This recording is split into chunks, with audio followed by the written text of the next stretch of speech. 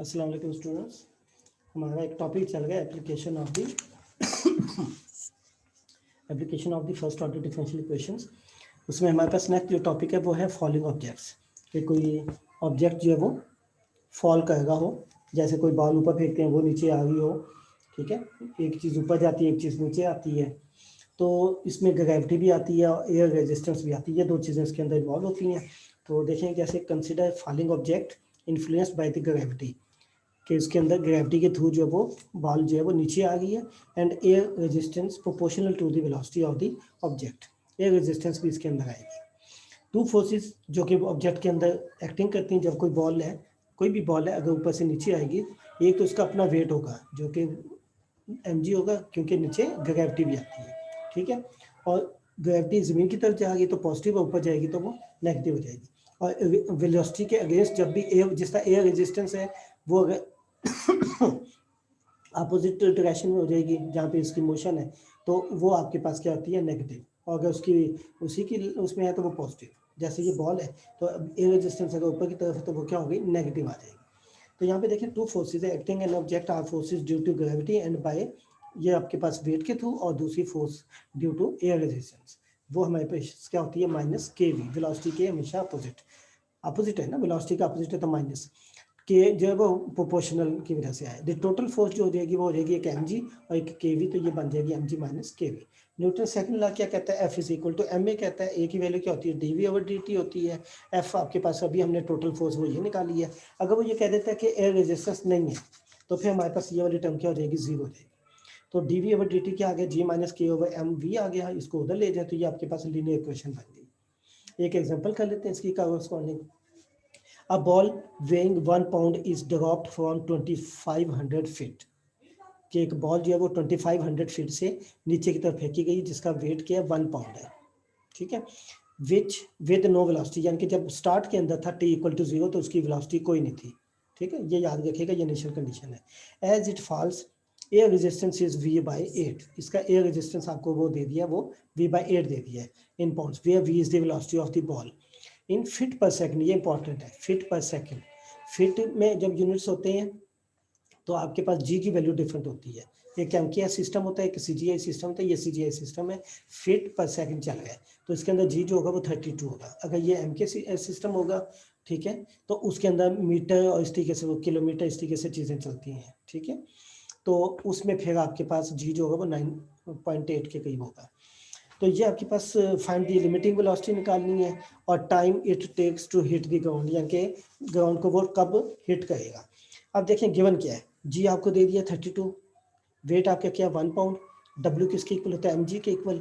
W की value क्या 1, M की वैल्यू यहाँ से निकल आएगी, जी क्या 32, एम एज इट इज, तो एम की वैल्यू क्या आ गई 1/32, ठीक है।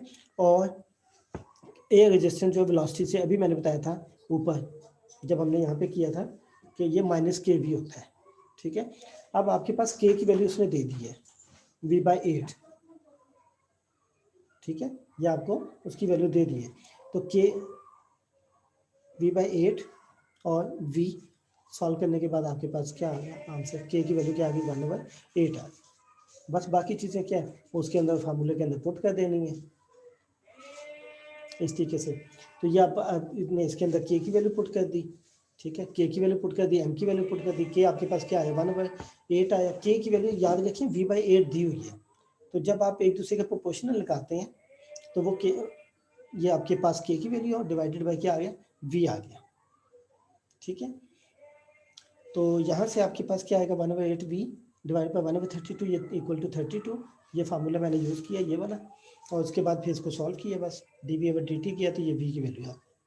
ये हमारे पास एक रिलेशन आ गया। अब कंडीशन भी दी हुई है। स्टार्टिंग कंडीशन क्या थी, जब टी जीरो था तो वी क्या था जीरो, इसके ऊपर टी जीरो था तो वी भी जीरो हो गया, तो ये सब कुछ खत्म हो गया, ये 1 आ जाएगा सी, और ये 8 है तो 8 उधर जाके -8 हो जाएगा, तो सी की वैल्यू क्या आ जाएगी -8। तो सी की वैल्यू -8 वो इसके अंदर पुट कर दी, तो ये आपके पास आ गया। लिमिटिंग वेलोसिटी का मतलब है कि आपने लिमिट ले लेनी है टी की इनफाइनाइट के लिए, तो टी अप्रोचेस टू इन्फिनिटी लगाते हैं फार्मूले के अंदर, इसके अंदर। तो आप इसमें देखें ये वाली टर्म क्या हो जाएगी 0, तो ये क्या बनेगा 8 फीट पर सेकंड, यानी कि जो लिमिटिंग वेलोसिटी है उसका आंसर ये आ जाएगा, ठीक है। अच्छा, एक और चीज़ भी है, उसने ये भी कहा था कि टाइम निकालें जब वो ग्राउंड को क्या करेगा, हिट करेगा, और ग्राउंड को जब हिट करे तो ग्राउंड से लेकर ऊपर तक की हाइट कितनी थी, 25 फीट हाइट थी, 2500 फीट हाइट थी। अब इसको डिस्कस करना है, टाइम निकालना है और इसकी हाइट दे दी है, हाइट का मतलब है डिस्टेंस दे दी है। अब हमें पहले डिस्टेंस का फार्मूला निकालना पड़ेगा। तो अब हमारे पास क्या निकला था, v का फार्मूला निकल चुका है। v आपके पास किसका था, इक्वल था 8 - 8 e की पावर -40, ये इसके इक्वल था, ये v ऑफ t। तो v को हम क्या लिख सकते हैं, dx/dt लिख सकते हैं या ds/dt लिख सकते हैं। तो ये बॉल थी, यहाँ से जब नीचे फेंका गया, ये ग्राउंड है, तो ये 2500 है। तो इसको s भी लिखा जा सकता है, इसको x भी लिखा जा सकता है, ये डिस्टेंस, ठीक है। और जो वेलोसिटी होती है वो क्या होती है, rate of change of displacement. तो ये डिस्टेंस है और डिस्प्लेसमेंट या डिस्टेंस का विद रेस्पेक्ट टू टाइम, तो ये dx/dt v होता है, और एक क्या होता है, dv/dt होता है, ठीक है। अब चूंकि v की वैल्यू निकल चुकी है तो v इसके इक्वल था, v अब किसके इक्वल होता है, dx/dt कर लें या ds/dt कर लें, तो ये इसके इक्वल हो गया। अब हमने s निकालना है या x निकालना है, तो इंटीग्रेशन ले लिया, इधर भी इंटीग्रेशन ले लिया, इसका इंटीग्रेशन करने के बाद ये आंसर आया। अब कंडीशन को यूज कर दें कि x जब 2500 था तो हमने टाइम निकालने कि किस टाइम में ये 2500 आता है, तो ये चीज़ आ गई। बाकी इसको सॉल्व करें और टाइम की वैल्यू निकालें। तो ये हमारे पास एप्लीकेशन थी किसकी, फिजिकल जो फिनोमिना थे, ये उनकी एप्लीकेशन थी। एक अब हमारे पास जो हायर ऑर्डर है उसकी एप्लीकेशन आएंगी, और इसके अंदर मैथमेटिक्स की भी एक एप्लीकेशन है, वो भी मैं भी थोड़ी देर तक उसके दूसरे लेक्चर में डाल दूँ।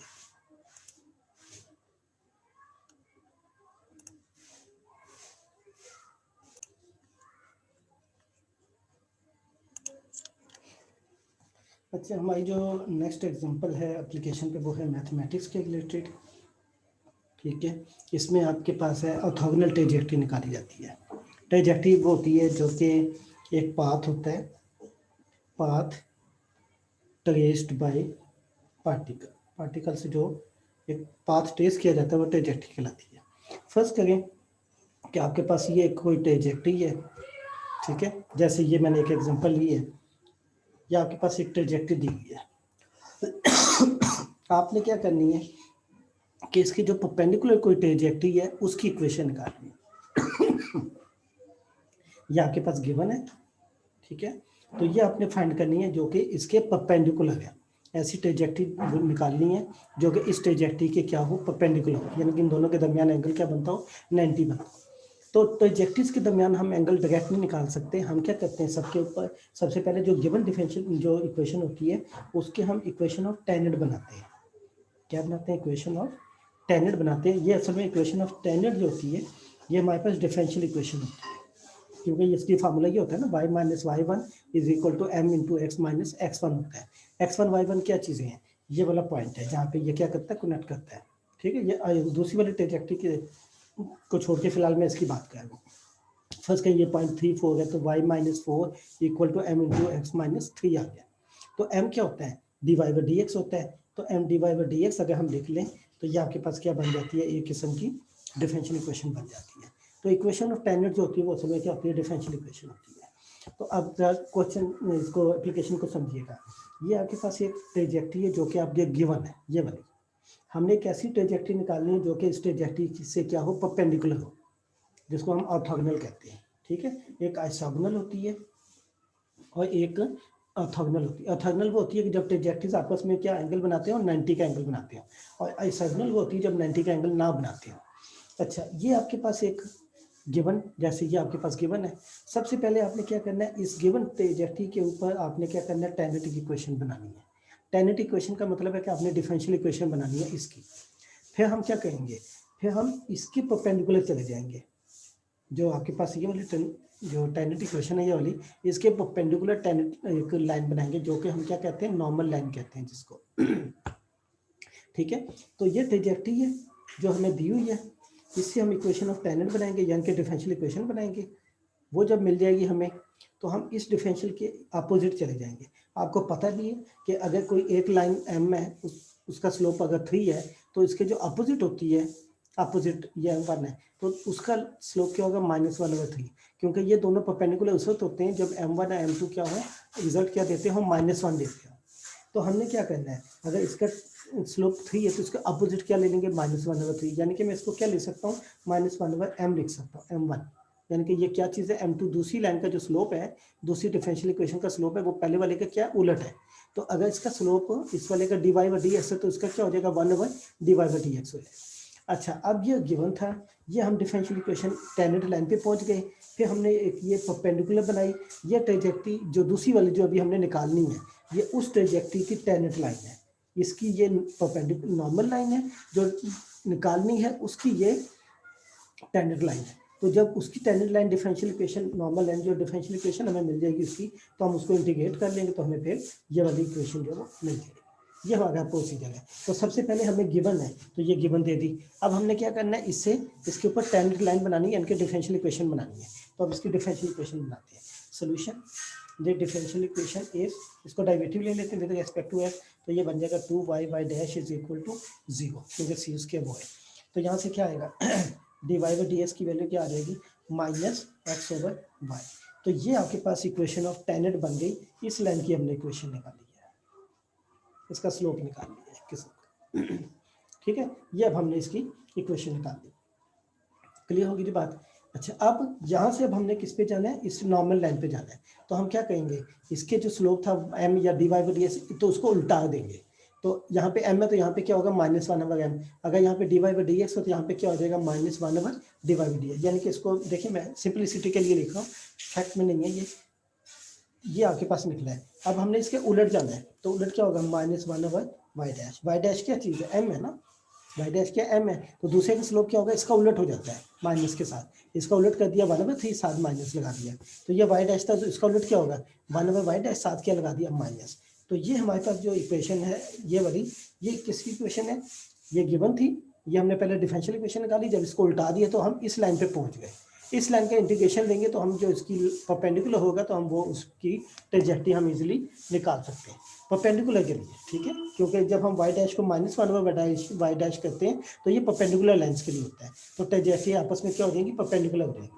तो एक तो ये कि ये क्वेश्चन दिया था, ट्रेजेक्ट्री दी थी, इसका डेरिवेटिव ले लिया, डिफरेंशियल इक्वेशन निकाल ली। याद रखिएगा, जो इसकी डिफरेंशियल इक्वेशन में निकलेगी तो उसमें कोई कांस्टेंट नहीं आना चाहिए। अगर कोई कांस्टेंट आ जाता है तो हम इसको और गिवन इक्वेशन को सॉल्व करके सी को रिमूव कर देते हैं। तो हमारी जो डिफरेंशियल इक्वेशन बनती है, ये टेनेट लाइन बनती है, उसमें कोई कांस्टेंट नहीं आना चाहिए, तो इसमें ऑलरेडी नहीं आ रहा। फिर हमने क्या किया कि ऑर्थोगोनल ट्रेजेक्ट्री के अपोजिट जो थी उसकी डिफरेंशियल इक्वेशन निकाली या टेनेट लाइन निकाली। यानी कि ये जो आपके पास निकली है, this is the Tenet of required trajectory,